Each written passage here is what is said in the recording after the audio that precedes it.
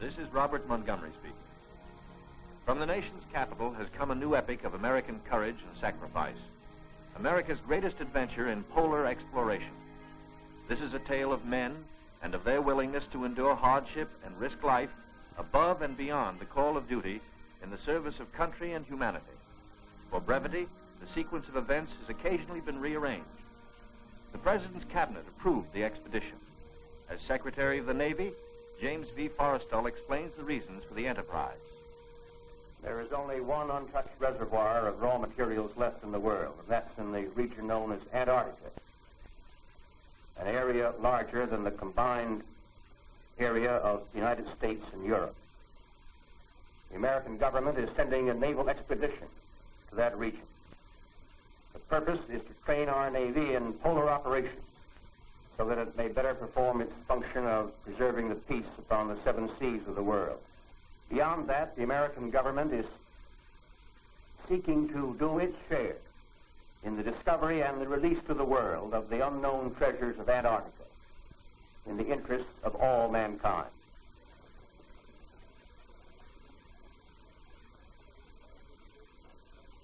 Sums up to this, gentlemen.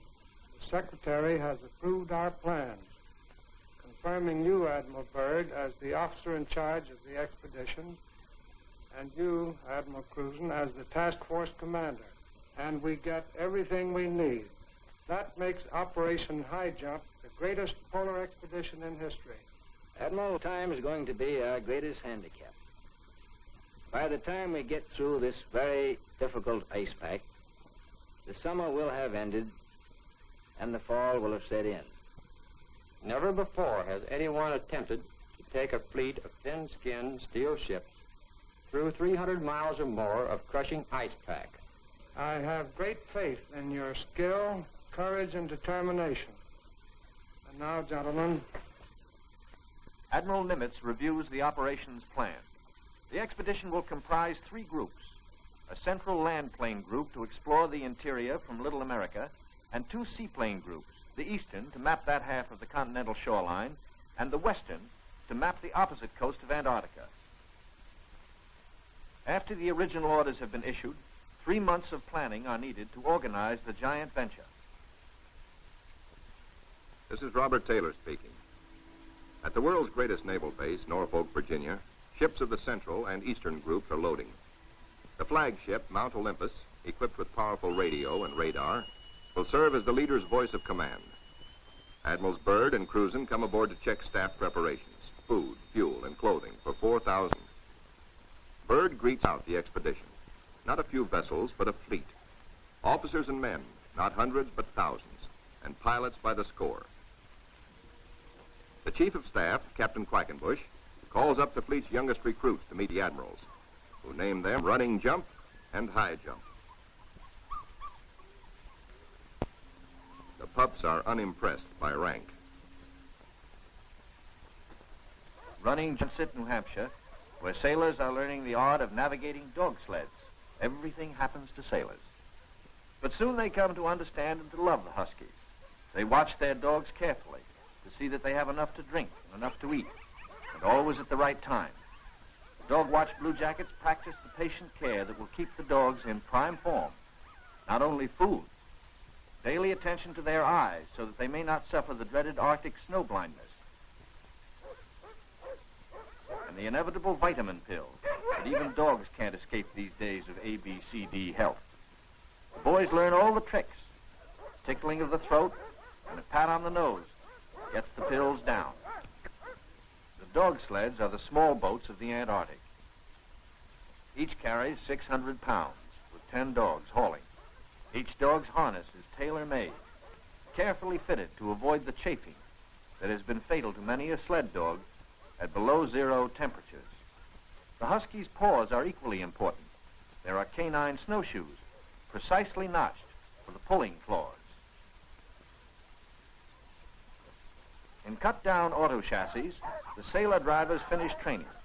Huskies so often have meant life itself to Admiral Byrd that he calls them his Antarctic Life Insurance Company. From Norfolk, Admiral Cruzen sails aboard the Mount Olympus. His crews are a cross-section of the country's manhood. Admiral Byrd will follow later in the carrier, Philippine Sea. The Coast Guard icebreaker, North Wind, powerful plow horse of the expedition, backs out. The seaplane tender, Pine Island, is first to stand out to sea. Steaming south via the Panama Canal, the fleet must cover 12,000 miles to reach Antarctica. At the 100th meridian west, the groups are to separate, and the central group proceed to a rendezvous point at Scott Island. This is Van Heflin speaking. Sailing day at Santiago finds the Western Group helicopters practicing final pinpoint landings on the newly installed helicopter flight deck of the seaplane tender Currituck. They are to serve as eyes of the fleet when it buffets through the pack ice, and when need be, to go on rescue missions. For exploration, 3 Martin Mariners, called PBMs, with a flight range of 3,000 miles, are spotted aboard the Currituck. Ships of the Western Group will proceed 10,000 miles south to the Balleny Islands, 860 miles to the west of Little America. Aboard the Mount Olympus, now heading south in the Pacific, Admiral Cruzen gives a traditional command, and up goes a strange flag. The Jolly Roger, signifying the crossing of the equator and authorizing the ancient shenanigans of the sea, whereby all landlubbers are painfully presented at King Neptune's court. The veteran shellbacks copperplate the Pollywog's interiors with a mixture of cylinder oil and chewing tobacco. Next, the Pollywog's must kiss the bosun's belly, the only kiss they'll have for many a long month.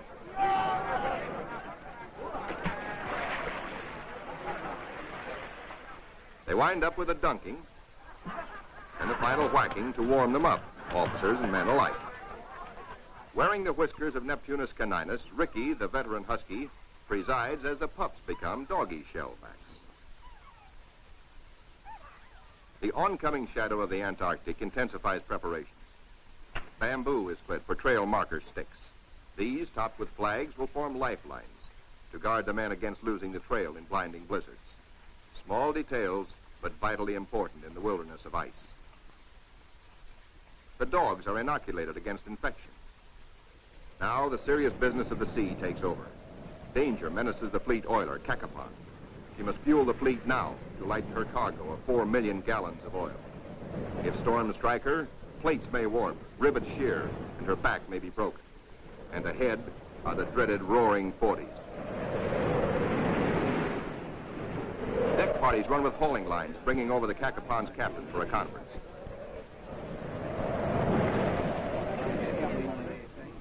The ships are still on course, forging ahead, but the Cacapon's salty skipper smells storm coming.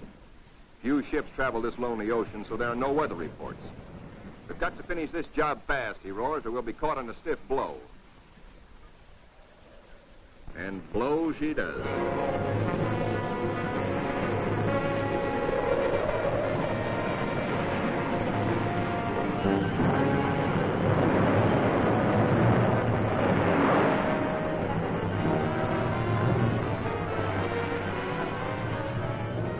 Dawn and clearing skies, but still the gale blows hard.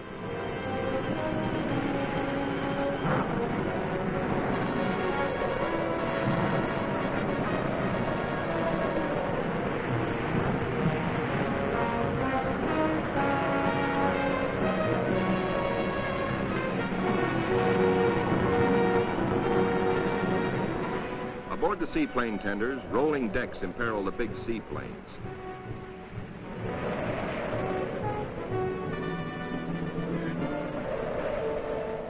She rolls deeper. A sudden lurch. The Navy cameraman taking these pictures is thrown, his leg broken. He swings his camera, catches the nose of one plane smashed in, swings aft, spots another plane overboard, sinking in the wake. Lost.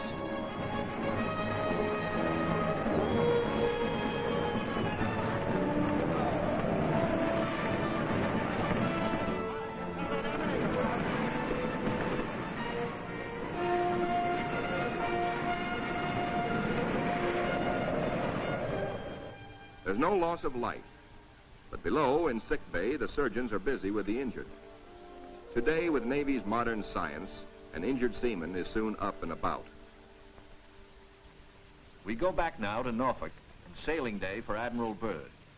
6 DC-3s, called R-4Ds by the Navy, make the longest taxi run in Navy Yard history, each with crewmen riding the tips of their 98-foot wings. Poles and buildings have been removed to clear their way to the 30,000-ton carrier, Philippine Sea.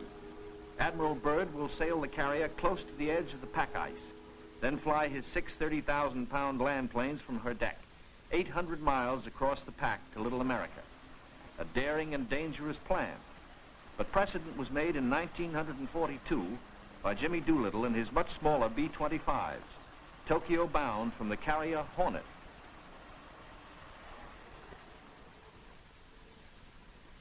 As the Philippine Sea sails on her 10,000-mile voyage, the advanced group under Cruzen has voyaged far south. They sight their first icebergs just above the Antarctic Circle. Careful bearings are taken, for the hulls of these ships are no thicker than was the steel skin of the Titanic. The treacherous ice is the enemy now as then, but danger is the sailor's business. His delight is in preserving home traditions, the Christmas tree and Christmas dinner.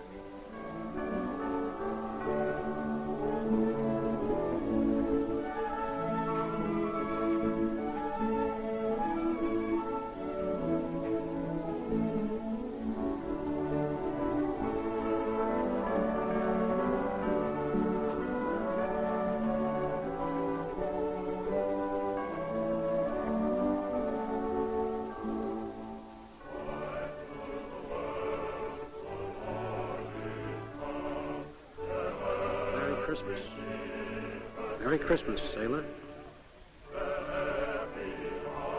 Merry Christmas.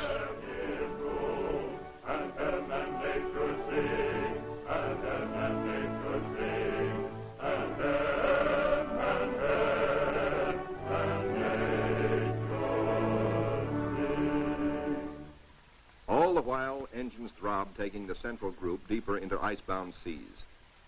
Now, by the far-seeing eye of radar, the bridge learns of land ahead, and flag communications passes the word to the fleet. Scott Island, dead ahead. All ships rendezvous. 600 critical miles of their 12,000-mile voyage still to go.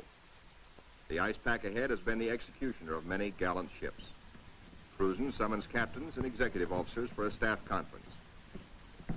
While the staff confers, a small landing boat sets off for Scott Island, named in honor of the heroic British explorer Captain Robert Falcon Scott, who lost his life a generation ago trying to fight his way back from the South Pole.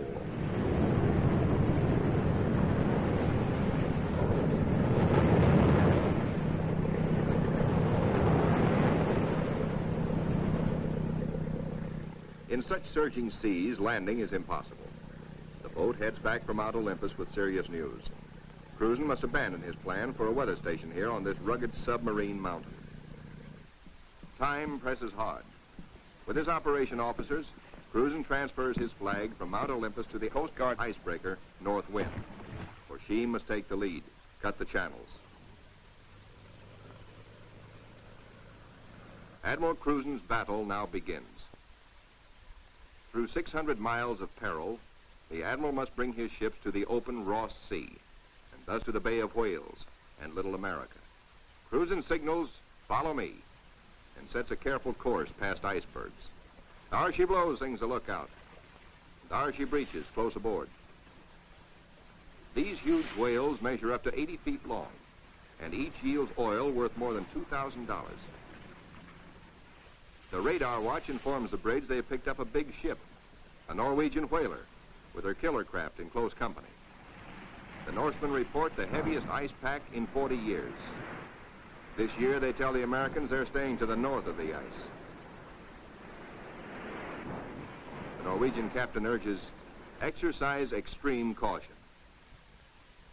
The American fleet proceeds. Here is the most treacherous navigation in all the 7 seas, with every floe, every berg a potential killer of ships. 7/8 of a berg lies underwater. Its jutting ice foot can slice into a ship like a can opener into a can. Ahead, the sky shows white streaks, the telltale ice blink, the warning reflection in the sky of the great pack. The ships meet their first tabular, the tabletop berg found only in the Antarctic. These tabulars are huge chips from the great ice barrier. They measure as long as 40 miles and are counted not in acres, but in square miles. The ships must follow a twisting, turning sea alley, cleared by the icebreaker. The submarine, Senate, brings up the rear. New formed ice, known from its shape as lily pad ice, offers no trouble. It is the bergy bits and the bergs themselves that form the hazard for the submarine.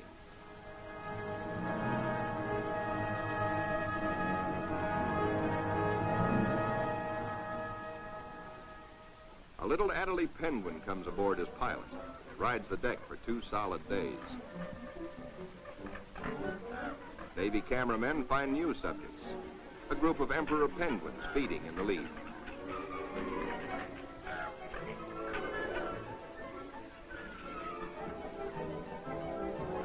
Lookouts spot a flock of snow petrels, those hardiest of birds.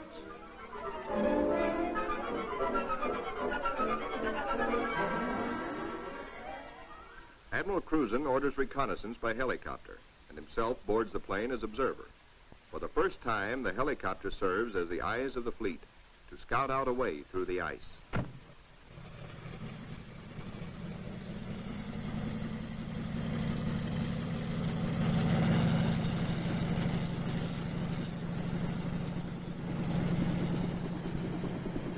Somewhere to the south, Cruzen hopes to locate better going, perhaps a lead heading toward Little America. Beyond the brash ice, at first he can spot only isolated lakes. At last he sees his lead. Reconnaissance by helicopter has paid off. And just in time, for the helicopter's gas is running low. The long practice hours of pinpoint landing have not been wasted. The Admiral is safely back aboard. Cruzen changes course to head the fleet toward his lead.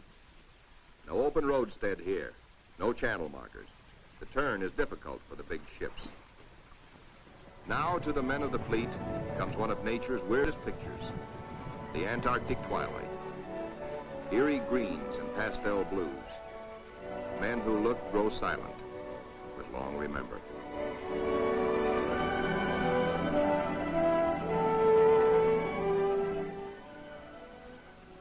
Nor will they forget the dawns and the seals.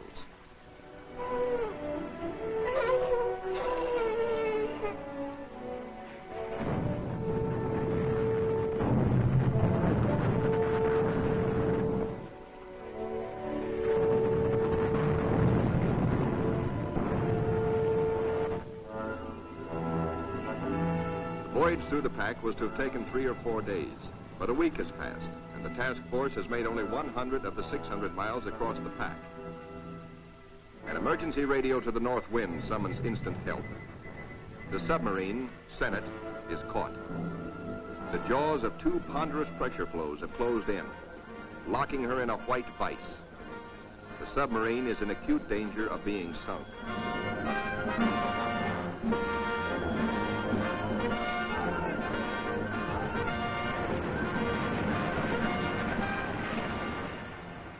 All hands realize now that the Senate may never get through. Cruzen signals, resume course.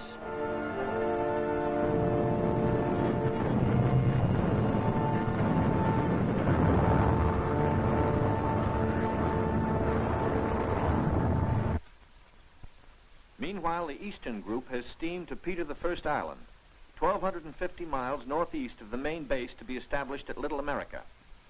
The Eastern Group's seaplane tender, Pine Island, sends a helicopter to scout the rugged coast. Hope is fulfilled when she relocates Scott's 37-year-old camp. This was the base for the ill-fated Britain's expeditions at the turn of the century. While the helicopter waits, the Americans look over the hut, finding only an abandoned sled. But back at the Pine Island, the helicopter meets trouble. Her rotors, heavy with ice, fail. She crashes only a few feet from the safety of the landing deck. Within seconds, the Pine Island's crash boat reaches the sinking helicopter. The rescue crewmen, drilled for just such an emergency, yank Captain Dufek and his pilot safely aboard. Back at the Central Group, danger increases for the submarine. Crushing ice is now riding up over her decks. She is solidly frozen in.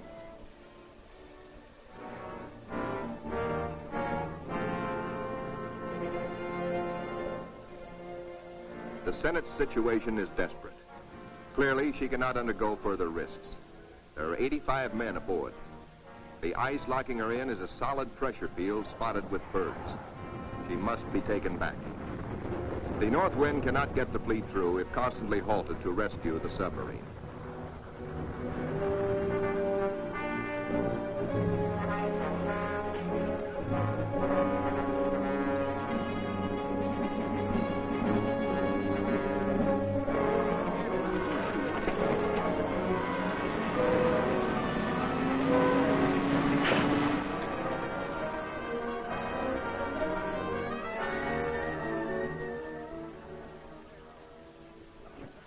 The Coast Guard icebreaker, North Wind, with Admiral Cruzen in operational command, leaves the ships to await her return from the 400-mile round trip, towing the battered submarine, the Senate, north to the safety of the open sea.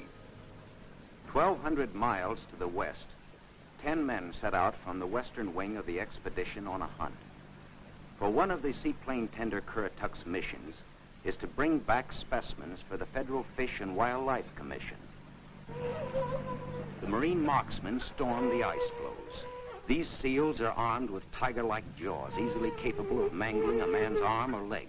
The men risk the slashing jaws of the master bull himself. He's no calf, he fights to kill. Once secured, he finds out for the first time in his life what it's like to be petted. That's not so bad. They total up their catch for the scientists back in Washington. 6 leopards and 1 rare Ross seal. The first Antarctic seal ever to fly through the air with the greatest of ease in a cargo net. 3 days later, disaster presses close to the ships of the Central Group, helpless without the icebreaker. Their 2,000 men are marooned in a frozen sea. Below the water lines, damage control crews labor in icy water to shore up the inward bulging plates. The lives of all hands are at stake.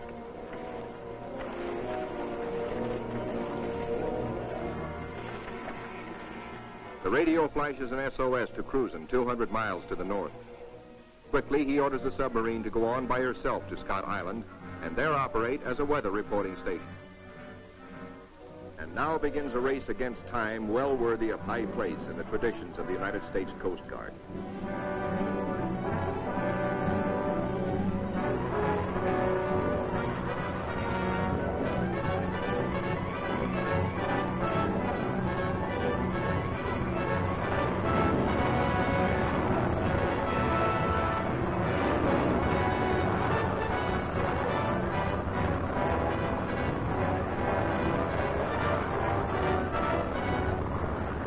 Cruzen receives black news from the flagship, Mount Olympus.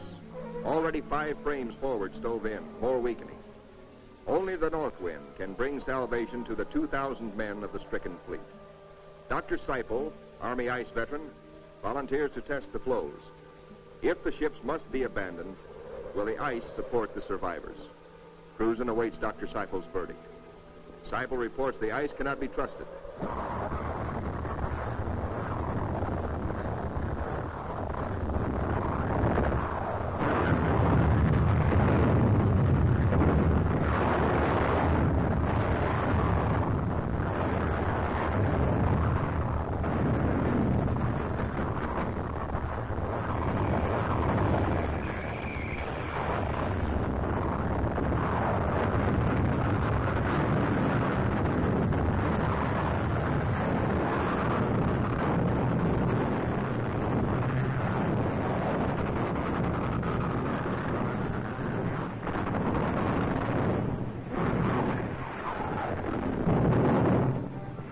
With only 2 miles to go, the icebreaker is hemmed in by ice 20 feet above water, 50 feet below, in an area as great as 100 acres. Hopelessly gripped by the ice, the cargo ship Merrick is now in grave peril.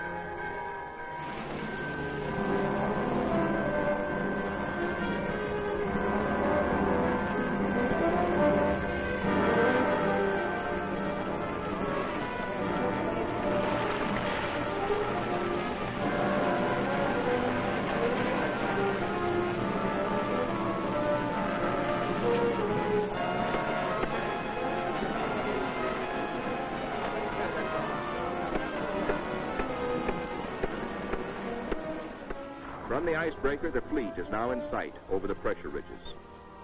The desperate struggle of the north wind to reach them seems hopeless at times. The icebreaker counts her gain by yards now. Captain Thomas dares passages that normally he would avoid. It's the critical last round, a straight-out slugging match.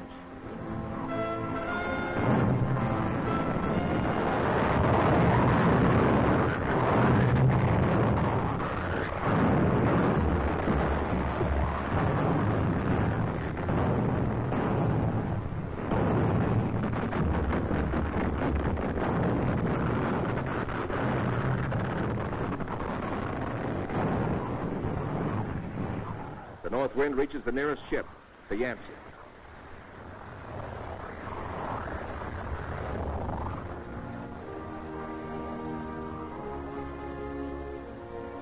The Coast Guard icebreaker, North Wind, commands the only power operating in the whole frozen fleet. The Yancey and her 500 men are saved. Next, the Merrick, heavy in the water with a hole in her bow below the waterline.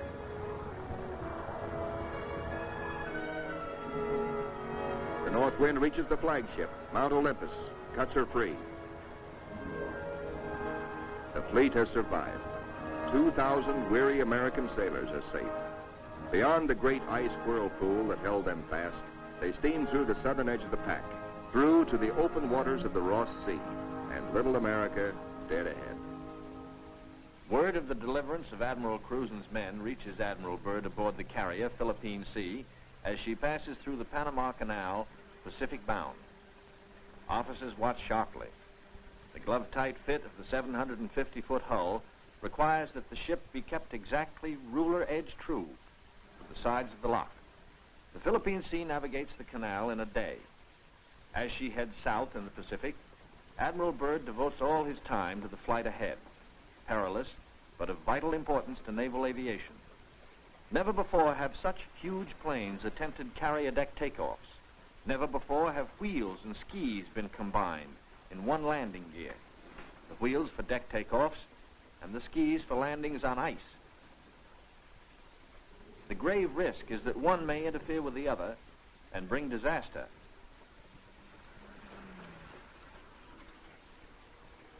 Byrd makes the decision. The wheels will have only a 3-inch clearance between skis and deck. Upon this will depend the lives of 40 men, and he will lead the way. Triumph at last for Admiral Cruzen. The entrance to the Bay of Whales, the famous 400-mile Ross Barrier. The Admiral can now relax. He, an American admiral, has brought a modern fleet for the first time into the innermost waters touching the great unknown continent of Antarctica. This is an historic moment. At long last, Admiral Byrd has realized his dream of many years of reaching little America with men and ships of the United States Navy. Reception committee. Hey, gang, hurry up. Look at the big penguins in our bay. Big penguins, bigger than emperors. Big black mountains that move. They walk like us, but not quite the right way.